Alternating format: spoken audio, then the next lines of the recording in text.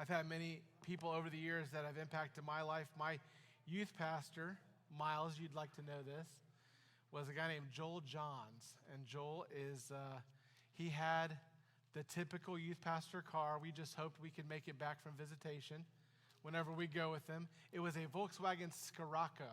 Does anybody have any idea what that is? Which I think is like German for fox or something like that. So anyway, it was a horrible car. And it had no air conditioning, but we went and saw people for Jesus, and it was fun. He poured a lot into me. We've all been impacted by people, haven't we? Have you been impacted by anybody? Has God used you? I went to a church that had, there in Canton, had the Christian Hall of Fame. And what that kind of amounted to, and it's really a neat thing, there's paintings up and down the hallways. I don't know if you've ever been there. If you get a chance, if you're ever in Canton, it's worth going and looking at and reading about. But when you're walking through the hallways, there are paintings everywhere of people, Christians, famous Christians who have gone before. Many of them historical names you would know, guys like Spurgeon. Has anybody heard of C.H. Spurgeon? D.L. Moody. There are people like that you've heard of. Great Christians, even as far back, even further back. In fact, you can go to Christian Hall of Fame. You can Google it. There's a website, and all the paintings are on the website.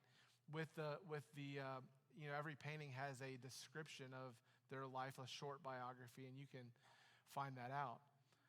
There are some people that were impactful that are in the Hall of Fame that you probably never heard of. In fact, some of you may have heard of them, some of you haven't. There's a guy named Bascom Ray Lankin, or another way of saying his name was B.R. Lankin. Has anybody heard of that name? Okay, there's a couple. Who has never heard that name before? Okay, that's the vast majority of the people in here. B.R. Lankin was, I'm going to read what the title says on the painting, okay? It says, B.R. Lankin was born on a farm near Fort Gay, West Virginia. I'm going to go on to his ministry. It says, after attending Moody Bible Institute and pastoring several churches, he was called to assist E. Howard Cadle at the Cadle Tabernacle in Indianapolis, Indiana. Upon Cadle's death, Lankin became the pastor during the next 14 years. And the next 14 years, the ministry grew until he was preaching to 10,000 people each Sunday, in addition to broadcasting to services nationwide. He was given honorary doctorates from Bob Jones University and Klessing College. In the early 1950s, Dr. Lankin began a 30-year itinerant ministry that included the largest churches in America. He traveled 50,000 miles annually and preached to an average of 4,000 people a week. He witnessed more than 100,000 conversions to Christ. That's pretty cool, isn't it? His sermons were a combination of sanctified wit, good Bible teaching, and a strong appeal for people to, quote, come to Christ. After more than 65 years of preaching, Dr. Lankin hung his sword on the summary walls of the city of God, end quote, and went to be with the Lord on March 15th, 1984. His funeral was conducted at the Thomas Road Baptist Church in Lynchburg, Virginia, and was attended by more than 5,000 people. I was talking to my dad because I'd heard him say B.R. Lankin's name year after year, and I was talking to my dad about him. He was a member of Temple Baptist Church in Titusville, Florida, which was my parents' home church, and where I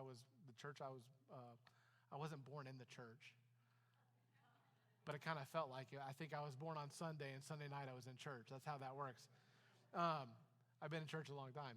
And Brother Lankin actually, the last few years of his life, was a member of that church, and Pastor Wendell Correll was his pastor. And my dad said he just knew Brother Lankin's nephew lived in Titusville, Florida, and went to their church, and in fact was very good friends with my dad. So my dad said, I just thought B.R. Lankin was the guy that wore pajamas most of the day and watched St. Louis Cardinal baseball games. That's what I thought he was.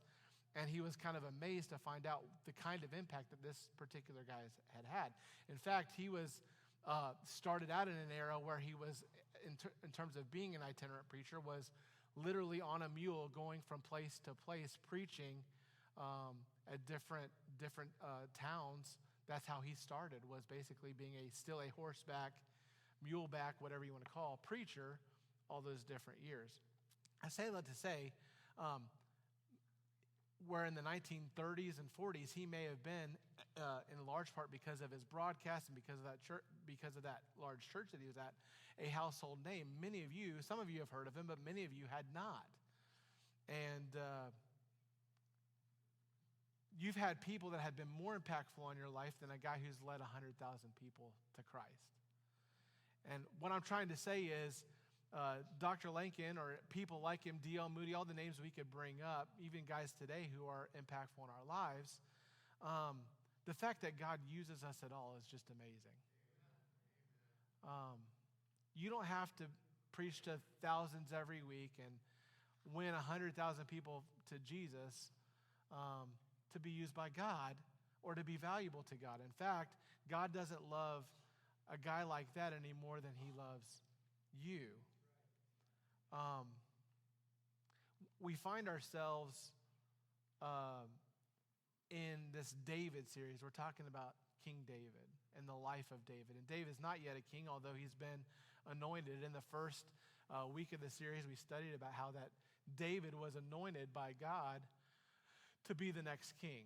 It's not something that he had on his calendar. He was out being faithful and to shepherd the sheep, and God directed Samuel to show up and to anoint him to be king. And in that particular message, we emphasized what the text seems to emphasize, that God taught Samuel, and God is teaching us, that man looks on the face, on the outward appearance, but God looks at the what? Heart. That's right. God, it's amazing that God uses people. It's amazing that he uses us. I think about Moses. Moses spent 40 years, this is D.L. Moody said this, Moses spent 40 years thinking he was somebody. That was when he was a prince. He spent 40 years learning he was a nobody. That was in the backside of the desert. And then he spent 40 years discovering what God can do with a nobody. Give your life to God, he can do more with it than you can, D.L. Moody said. And so what we saw in that first week is that God was working on David when he was in obscurity, when he was on the backside, not the backside of the desert, when he was out there shepherding sheep. What we found last week was that God began to use David in a crucial moment. Pastor Miles did a great job helping us remember the story of David and Goliath, and how that David trusted God and was used by God. Today we're going to look at 1 Samuel chapter number 18, and we're going to see what happens after David starts to be used by God. David was kind of minding his own business, didn't ask to be used by God in a prominent way, but then God did that. He started to use him in this incredible way. David's later called a man after God's own heart. And so David is used to kill this giant, to save the children of Israel. And so it's a pretty amazing thing. Then he goes back to working with his sheep and with his dad. But he begins to start being used by God. And we see that, in of course, with the Goliath story. And now we're going to see in 1 Samuel chapter 18 how that God starts to use David, and then how that impacts his relationships. We must understand how God's using us can impact our relationships by seeing 4 responses his using us can bring. We talked about how that there were people in your life that God used to impact you, right? You have people in your life that God's used to impact you. God's helped you along the way. And sometimes when God starts using somebody, it can impact their relationships. We're going to see 4 different responses that his using us when we're used can bring. The first one is this. When God uses us, it can bring friendship. It can bring friendship. Look at 1 Samuel chapter 18. We're going to start out in verse number 1. Here's what it says. And it came to pass, when he had made an end of speaking unto Saul, that the soul of Jonathan was knit with the soul of David. Now, there's a few things I want to talk to you about with this particular friendship. Jonathan was Saul's son. Jonathan, being Saul's son, was the next rightful heir as prince. He's the prince. He's the next rightful heir of the first king of Israel. And I believe, certainly, as we know that they got to be pretty close, that Jonathan would have known that David had been anointed, and that may have been something that had come up at some point in their relationship. Here you see where it says, literally, there's a connection in the soul. There's this friendship that is begun with this unlikely person. It says that the soul of Jonathan was knit with the soul of David. They were connected. They were close. I believe that it's important for us to realize that there is, God wants us to have deep relationships. You can't have equally deep relationships with everybody. Who understands that? You're limited. We are finite creatures. We only have so much time, so much energy, so much ability to do that. But here there's this connection, and some have made it into something that it's not. Here I believe so clearly that they just have this connection. And it wasn't just a surface connection. This was a connection that was born out of them both, I believe, loving the Lord and loving each other. In fact, you see not just a connection in the soul, you see compassion that's sincere. It says about that this idea that it was knit with the soul of David, and Jonathan loved him as his own soul. Isn't that interesting? He loved David as much as he loved himself. I think that's really an interesting thing. And Saul took him that day, talking about David, and would let him no more go home to his father's house. As of this point, Saul's connection with David is, hey, now you work for me, you live with me, you're part of the king's court. Now David has gone from the sheep and being a shepherd, being one of the kids in his dad's home. Now he's around the king, around the king's son. You'll find out later in verse 5, down into verse 6, that he's around the men of war. We're going to see that in a minute. So he has this close connection. It says in verse 3, we also see not only did he have a connection and compassion, we also see that there's a covenant that's made here. Verse 3, then Jonathan and David made a covenant because he loved him as his own soul. That's the second time that's said.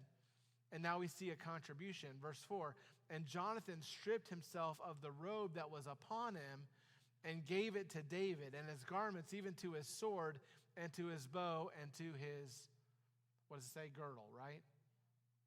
Here we see a contribution that's selfless. When Jonathan gives David his robe, that robe would have been some kind of an indication of his royal status. This is Jonathan recognizing God is doing something, God is choosing something, and I'm going to have a connection and a friendship and a love for, and make a promise to my friend David, so much so that even if it means that I'm not going to be the king, there's this connection that's there. Does that make sense? He's willing to follow. He sees what God's doing in David's life. He gives, it says also those other three things, his sword, his bow, and his girdle. These are, in those days, really important, right? They are not toys to play with. These are tools to work with.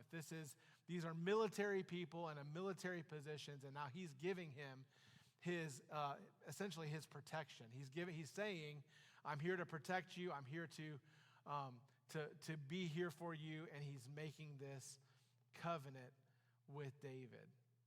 Now, when we're used by God, one of the greatest things that can happen when you get in ministry and when you begin to be used by the Lord is that sometimes God brings you friendship. God brings you friendship. Have you guys ever become close to people that you're serving with at church? Yeah. Some of the closest relationships I have are people that I were in ministry with. You guys remember, who here remembers Eric Hiltebittle? Yeah. Eric Hiltebittle was the worship pastor here, and I knew Eric back when we were in school together, and then we worked together at the church, and Eric was there. There was a guy named Robert Hagee that was across the hall from me, and we basically, sometimes when you do ministry like this, you get to be really, really close. You get to you're basically living with each other as you do ministry together full time. That's how I feel what happens. I told Corey today, actually, Sundays aren't for friendship. We don't talk on Sundays. He's doing his thing and I'm doing my thing, and we get to be friends during the week. But my point being is we spend a lot of time together, and you can build these relationships. That's how church ought to be. Who agrees? We're a family, and we ought to love each other and care about each other. There is a trend in churches that the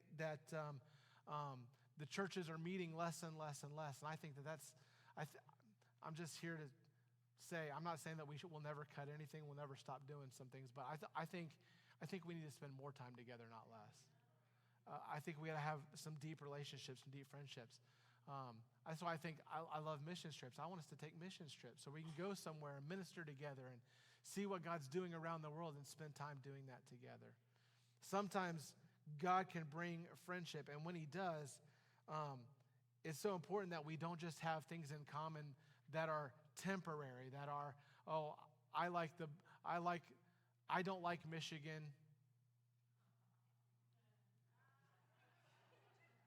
and I can still be friends with the Berries, right? I cannot like Michigan, but yet I can still be friends with the Berries. You know why? Because who cares about college football? A million years from now, college what?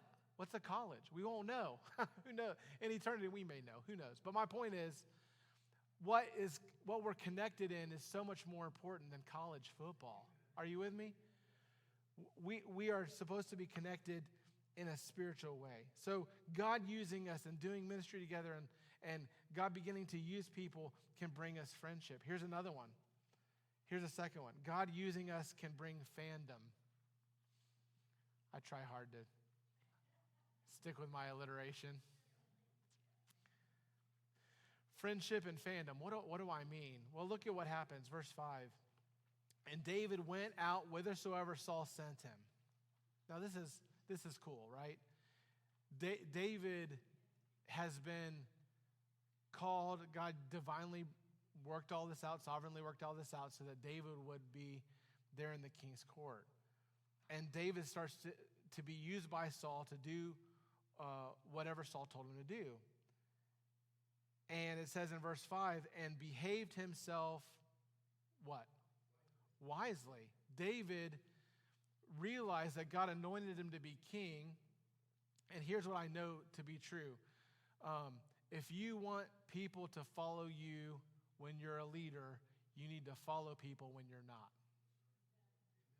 You need to be faithful when you're not the leader so that you can, this is called the law of sowing and reaping.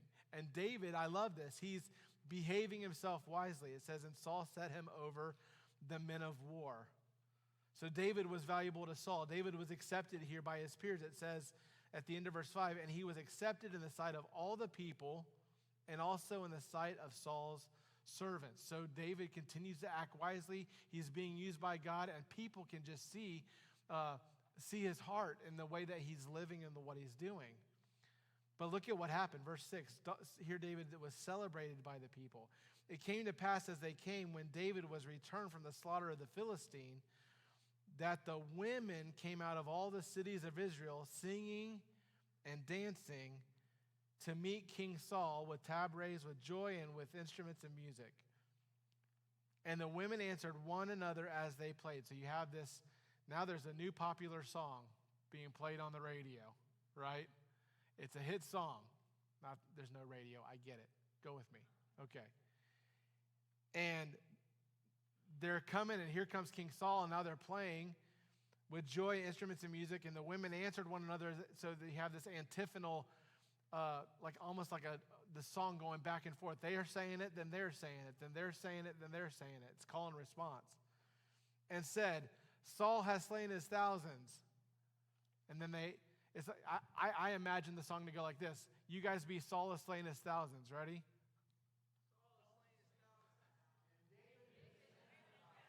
Right. So,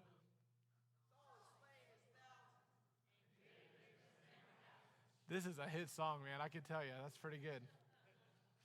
So they're going back and forth, and so do you get the idea? He's gone from being a friend. He's got these new friendships. Now he's also getting some people noticing him, some fans, right? People start saying things about him that that aren't, well, let me ask you a question. Is this true? How many people had David killed? Tens of thousands? No, not at this point. We know he killed one. And the guy was tall, right? This is a big giant, right? So this is just like, this is the kind of song they're singing, and it's not even necessarily true. Now, here's some principles I want you to hear.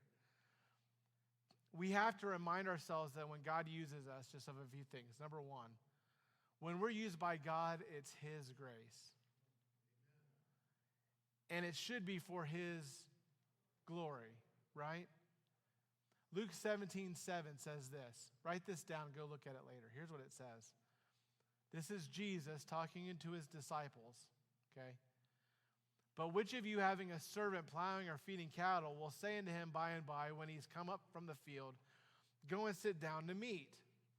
And will not rather say unto him, make ready whether I may sup, and gird thyself and serve me, till I have eaten and drunken, and afterwards thou shalt eat and drink?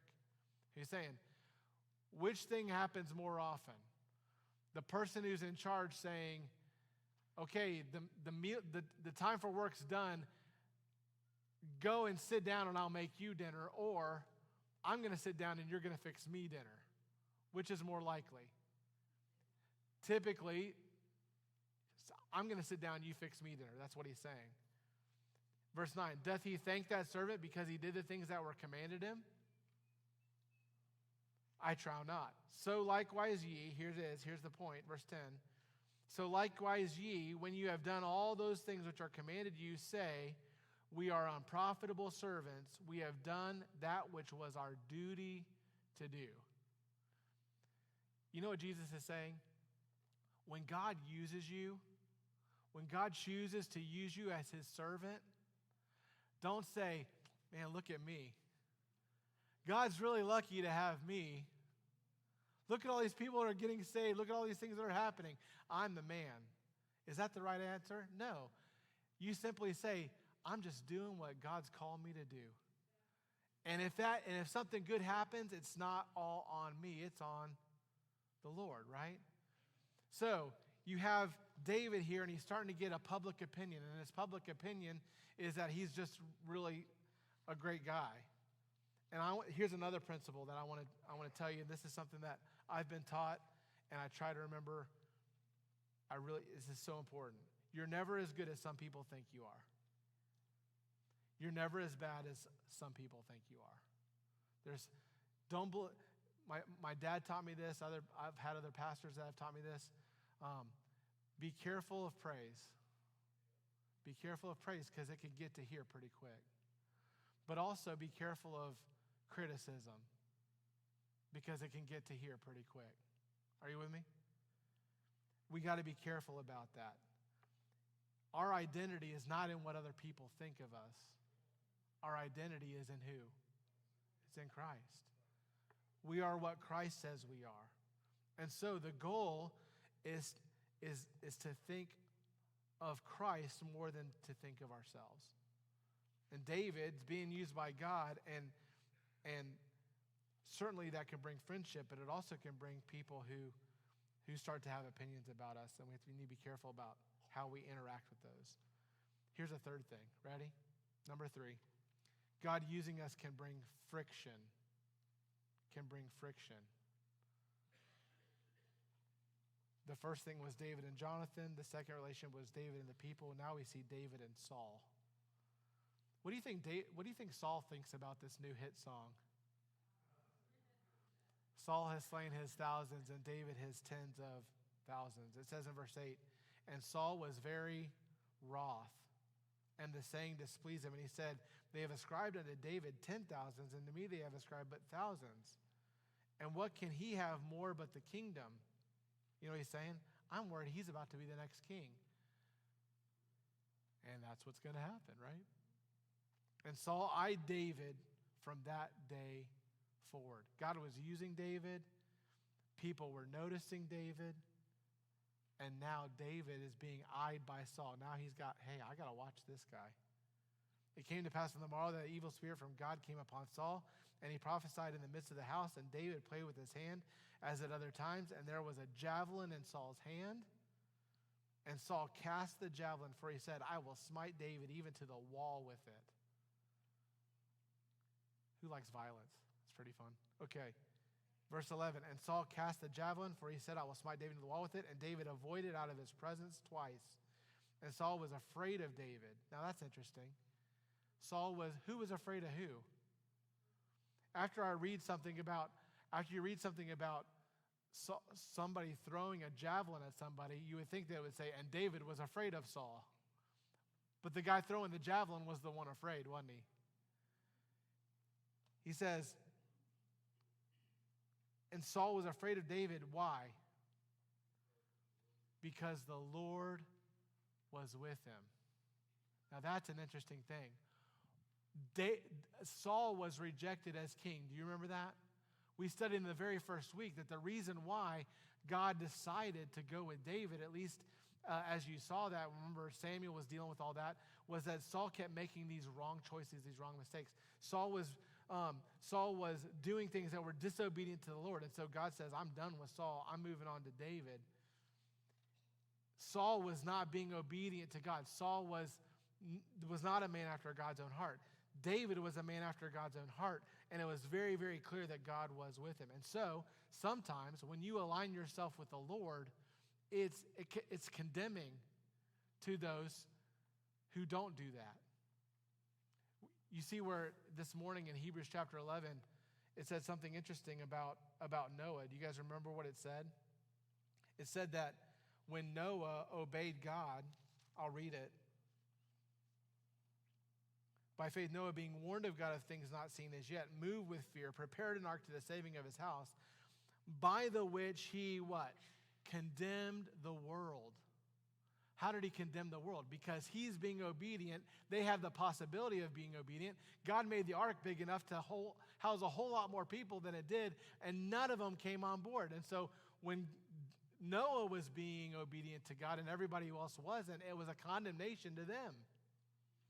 Here with Saul, David is doing the right thing. He's just being obedient where God places him. He's trying to bloom where he's planted. And it's very obvious to people that are there that God was using David. And because David had aligned himself with the Lord, he was aligning himself against Saul. Now, did David ask for that? David, he's just doing what he's told. David's just a shepherd boy who God brings a prophet along to anoint, and then now Saul, now he's got an opportunity to do to see what we saw last week, where he's killed Goliath, and now he's being used to be in the king's court, and he's doing all the right things. He didn't write the hit song; they wrote the hit song. They're the ones singing it, and it caused Saul to be scared of David, to the point that his fear led him to try to kill him. And you'll see that over the next few chapters. Therefore Saul removed him from him and made him captain over 1,000, and he went out and came in before the people. Saul was so angry that he promoted him. He promoted him out of or demoted him, whatever it was. He got him out of the court, and he was being used that way. You know, when we decide that we're going to serve the Lord, when we align ourselves with God, sometimes that means we get an enemy. Right? Every Christian has 3 enemies: the world, the flesh, and the devil. And when you are being used by the Lord, sometimes that comes at a cost. It can bring friction. Here's the last one. God using us can bring favor. Now we see David's relationship with the Lord. It says in verse 12, what does it say about David? It says that the Lord was what? You see that in verse 12? And Saul was afraid of David. Why? Because the Lord was with him. David was developing his relationship with God. Verse 14, and David behaved himself wisely in all his ways, and the Lord was with David.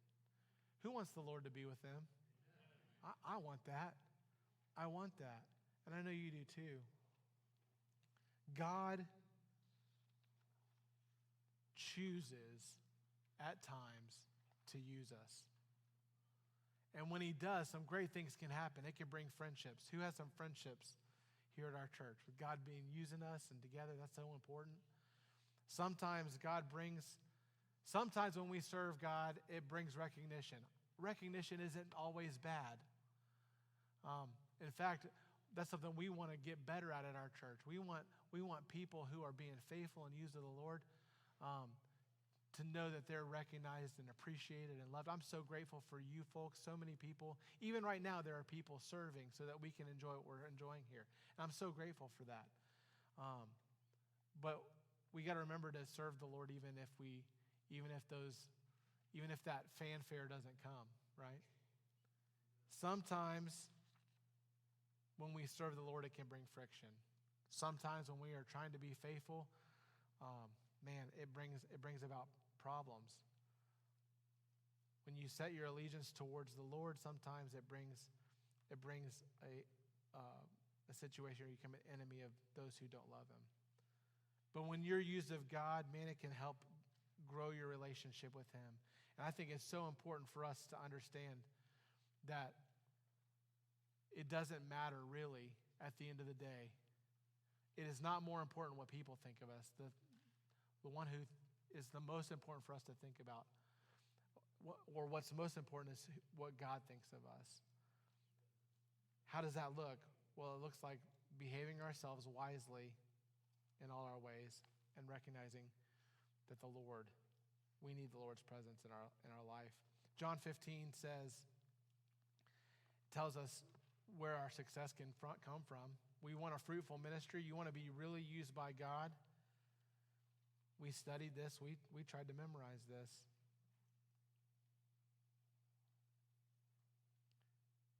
Abide in me and I in you, as the branch cannot bear fruit of itself except it abide in the vine. No more can ye except ye abide in me. I am the vine, ye are the branches. He that abideth in me and I in him, the same bringeth forth much fruit. For without me you can do what?